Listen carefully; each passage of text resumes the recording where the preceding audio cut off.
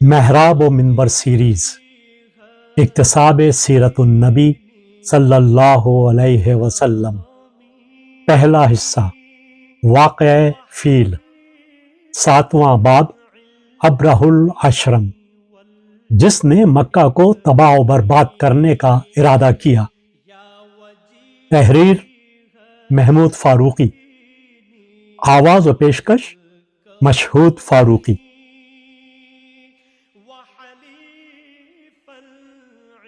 جب یمن اور نجران کے عیسائی جو یہودیوں کے مظالم سے بھاگ کر قیصر روم کے پاس گئے تھے، قیصر کا خط لے کر حبشہ کے نجاشی کے پاس پہنچے تو نجاشی نے یمن پر حملہ کرنے کا ارادہ کر لیا۔ اس نے ایک زبردست لشکر تیار کیا اور اپنے ایک سپہ سالار اربات کی سرکردگی میں یمن پر فوج کشی کر دی۔ اس فوج کے ساتھ افریقہ کے چند ہاتھی بھی تھے، جن کی وجہ سے وہ اصحاب فیل کے نام سے مشہور ہوئے۔ حبش کا یہ لشکر جرار یمن کے ساحلوں پر اترا اور اربات نے مختلف سمتوں کی طرف فوج کے افسروں کو جنگی کارروائیوں کے لیے روانہ کیا اور ان تمام افسروں کا نگران ابرہہ کو بنایا۔ ابرہہ کا پورا نام ابرہ الاشرم تھا۔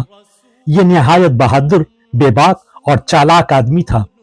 اس نے تیز رفتاری سے یمن کے شہروں اور آبادیوں پر بھی زبردست یلغار کی اور یمن کی شاہی افواج کو شکست فاش دی، یہاں تک کہ اربات کی دانش مندی اور تدبر اور ابرہہ کی بہادری اور چالاکی نے یہودی حکمرانوں کو مسلسل شکستیں دے کر یمن سے بے دخل کر دیا اور پورا یمن حبش کے زیر تسلط آ گیا۔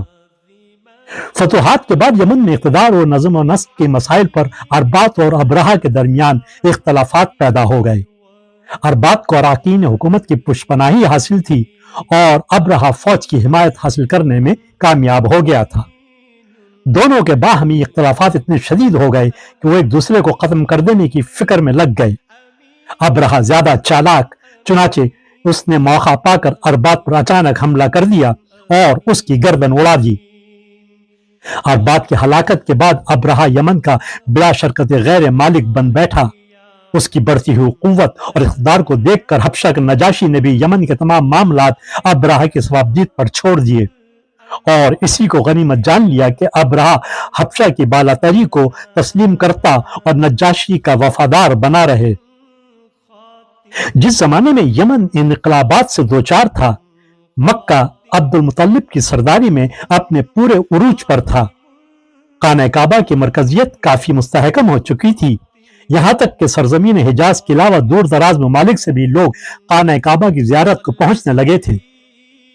یمن کے بھی بیشتر قبیلے ہر سال حج کے لیے مکہ جانے لگے تھے۔ خانہ کعبہ کی اس مقبولیت کے ساتھ ساتھ قریش کے تجارتی تعلقات بھی وسیع تر ہوتے گئے اور اسی مناسبت سے ان کا اثر و رسوخ بھی بڑھتا جا رہا تھا۔ یمن میں کعبہ کے متعدد قبائل بھی قریش کے زیر اثر تھے۔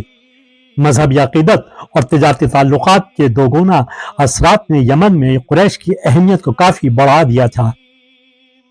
یمن میں کعبہ کی مقبولیت اور قریش کے بڑھتے ہوئے اثر و رسوخ کو دوسرے اہل مذاہب، جن میں بت پرستی، یہودی اور عیسائی سبھی شامل تھے، تشویش کی نگاہ سے دیکھ رہے تھے۔ ان کے ساتھ قریش کے تجارتی حریف بھی تھے جو مکہ کے تجارتی توسط کو اپنے مفادات میں حائل سمجھتے تھے۔ یمن کے تاجروں کے لیے یہ ایک خوش آئند بات تھی کہ یمن سے شام کو جانے والے تجارتی شاہراہ قریش کی تسلط سے آزاد ہو جائے اور وہ اس درمیانی منافع کو بچا سکیں جو تجارتی واسطہ ہونے کی بنا پر قریش کو ادا کرنا پڑتا تھا، اور وہ اس طرح سے ان کے کاروبار میں شریک بن گئے تھے۔ ان مختلف وجوہ سے یمن کے مذہبی اور کاروباری حلقے قریش کے اثر و رسوخ کو ختم کر دینے کے در پے تھے، اور قریش کے اقتدار کو ختم کرنے کی ایک ہی صورت تھی کہ مکہ کے خانہ کعبہ کی مقبولیت کو ختم کر دیا جائے، کیونکہ قریش کا سارا بھرم اسی عبادت گاہ کی وجہ سے قائم تھا۔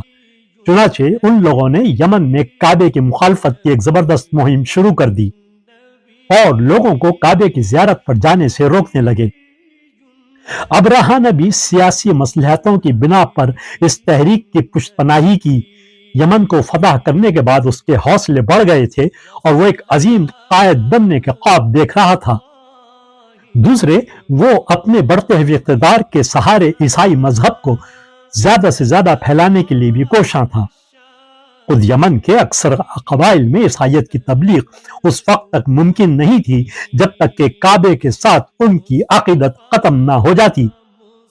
چنانچہ ابرہہ نے کعبے کی مقبولیت کو ختم کرنے کے لیے ایک تو مکہ کے سفر پر پابندی لگا دی، دوسرے یمن میں ایک عظیم الشان گرجا تعمیر کرایا اور لوگوں کو مائل و مسحور کرنے کے لیے اسے بڑے نفیس اور قیمتی ساز و سامان سے آراستہ کیا۔ مگر ابرہہ کو پہلے ہی دن جبکہ وہ اس گرجا کے افتتاح کے لیے ایک شاہانہ جلوس میں پہنچا، سخت مایوسی کا سامنا کرنا پڑا۔ وہاں اس کی فوج کے علاوہ یمن کے سربرآوردہ عمرہ و تجار اور خوشامد پسند لوگوں کی ٹولیاں تو موجود تھیں، یا دنیا ساز مذہبی پیشوا اور کاہن آئے ہوئے تھے، مگر یمن کے عام باشندے دکھائی نہیں دیتے تھے۔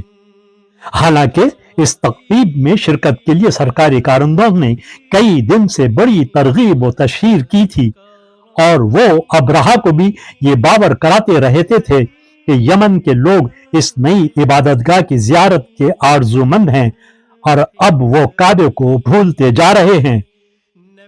جب ابرہہ نے غیر متوقع طور پر وہاں عوام کے عقیدت مند ہجوم کو نہیں دیکھا تو وہ غصے سے آگ بگولا ہو گیا اور اس نے طے کر لیا کہ وہ مکہ پر فوج کشی کر کے اس شہر کو برباد کر دے گا۔ وجیہ الدین والکرم وحلیف العلم والحکم۔